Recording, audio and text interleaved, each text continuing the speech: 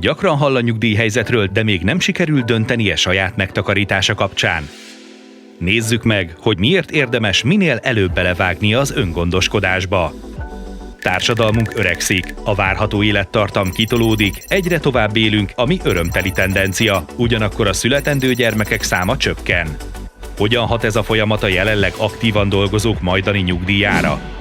A magyar nyugdíjrendszer úgy működik, mint egy malacpersely. Az aktív dolgozók töltenek a perselybe, a nyugdíjasok pedig kivesznek belőle.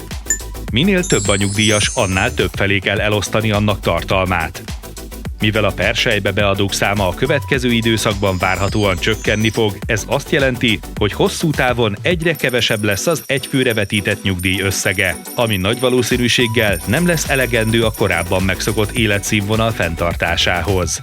De vajon hány évig is kell majd a nyugdíjunkból, illetve megtakarításainkból kijönni? Hazánkban átlagosan a férfiak 17,1 évet, a nők 20,5 évet töltenek el nyugdíjban. De elmondható, hogy a fejlett országokban ma egy 50 éves nőnek 50%, egy 50 éves férfinak 30% esélye van arra, hogy a 90. életévét is megéri.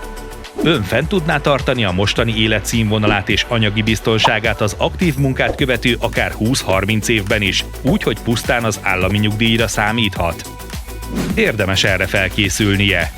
A ma elindított nyugdíjbiztosítással rendszeres megtakarítások révén óriási segítséget nyújthat jövőbeni önmaga számára.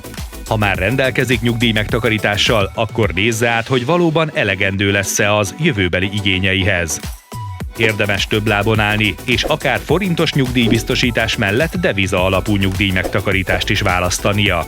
Gondoskodjon jövőbeni önmagáról!